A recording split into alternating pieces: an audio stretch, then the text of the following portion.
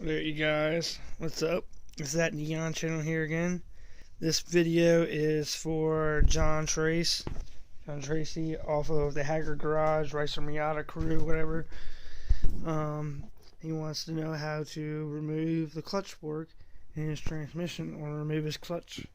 I'm not going to drop my transmission, but I'm going to show you everything that needs to be done to get to the transmission, or get the transmission out to get to the clutch fork and all that stuff. Throw out bearing. I'd probably replace the throw out bearing too while I'm in there. But first step you're going to want to do is you're going to want to jack your car up and remove your wheels so we can get to the transmission mount bolt. But you're going to want to remove these bushings. So you're going to have a battery tray or something right here and your cold air intake or whatever. I don't have my battery in here, it's in my trunk, so that's a little bit less for me, but that's besides the point. You're going to want to remove these shifter cables, and then there's two clips back here. If you look back here, there's two clips holding the shifter cables down. Just get a pair of pliers. Let me turn the flashlight on and I'll show you. Flashlight on now. The shifter clips are right there's one, and there's the other one. Remove those, pull your shifter cables out of the way, like put them up the top of your brake booster or something, and then you'll have that out of the way. And after you get your wheel off, there's gonna be, let me go out here to the srt4, or actually I'll go to this one. There's gonna be a plug right here, a little black plug. You're gonna pop this plug off to see your transmission bolt. Speaking of, I need to tighten that one up. But you're gonna get to your transmission bolt. You know, you're gonna want to remove that. Well, we'll do that next, actually. Probably wanna. One second. Let me jack my car up and remove the wheels. Alright, you guys. Now that we got the wheel off, keep in mind, second gen guys, you can't jack on the front because you will push your radiator support up and your hood won't close straight. Always jack on the side of the car. Right behind the driver's door, there's actually these little plates. These right here is strong enough to jack on. It's right before your cross member, so right here in the corner, right before the pinch rail. Don't jack on the pinch rail either, because if you see, it just crunches. But anyways, now that we have that idea out of the way, to get to your motor mount bolt, it's right there. And first you're going to want to remove your axles so you don't mess your alignment up. You don't want to take these out. You want to remove your ball joints right here. Remove your ball joint and remove your tie rod right here. You're going to need a 10mm and a 15 to remove that. Then you can put your whole spindle and everything up and move it to pop this out. First, you're gonna, before you move it out of the way, you want to stick a screwdriver pry bar behind the axle right here, behind it, between the bell house, or between the transmission and the axle, to pop the axle out. That's of course after you drain your transmission. You don't want to drain the transmission. The transmission drain plug is right. Oh shit! Let me get over here. It's right. I think it's right here's one. Yeah, you can remove it right here, which is a big ass Allen key. Drain it out of there, and then your other axle is right here. It's actually a half shaft. Mine's actually leaking. See that purple? That's a shame. It's expensive ass world purple leaking out there, so I'll have to fix that. Then after you have it all drained, you pull your axles out so you don't destroy your $150 axles.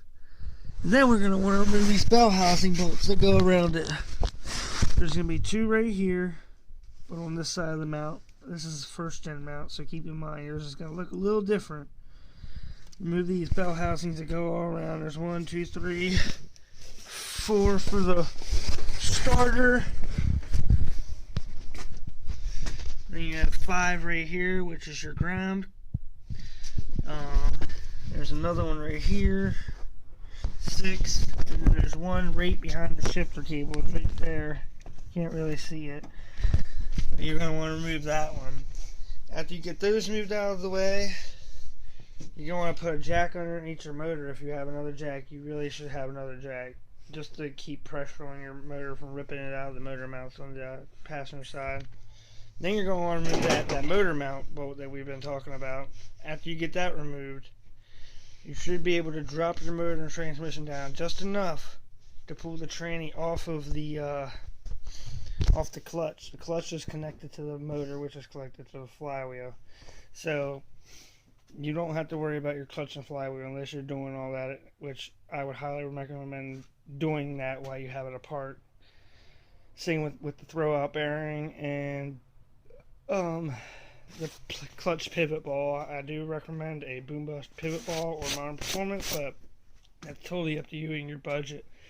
After you move that off there and your transmission falls off, I mean, you'll see the clutch fork. You can just pop it right off the pivot ball. Pop your new clutch fork on that's not bent.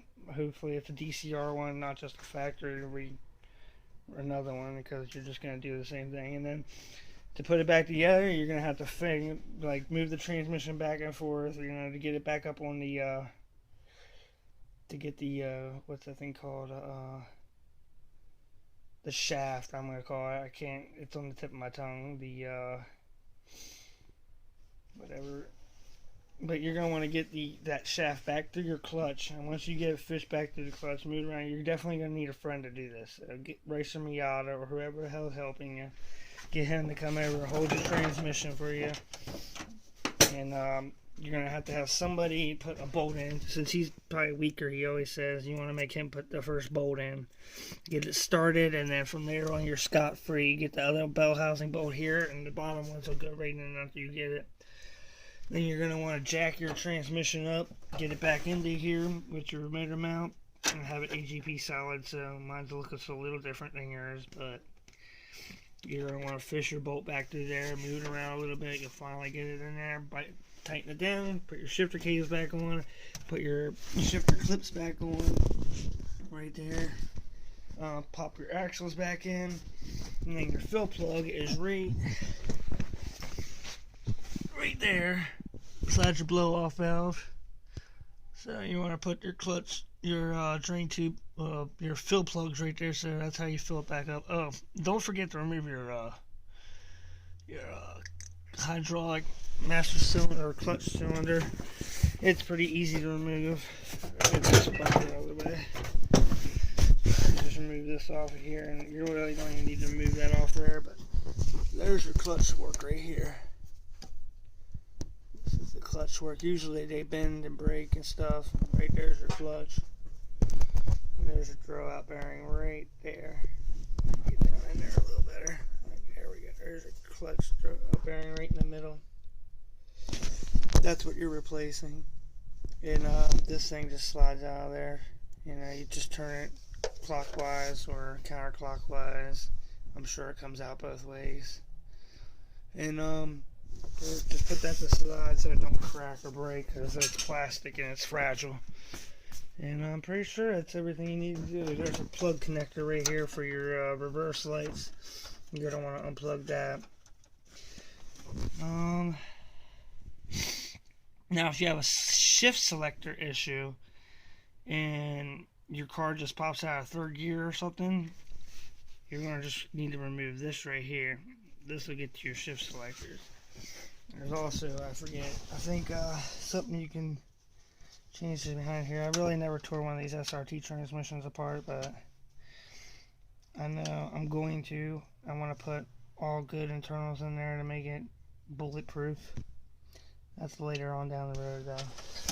But after you do all that, I mean, it's pretty self-explanatory. It's not the hardest car in the world to work on.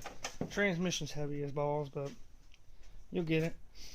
If you have any questions, remember to leave a comment down below. You have my number, John, so you can just text me, and remember to like, comment, subscribe. Peace.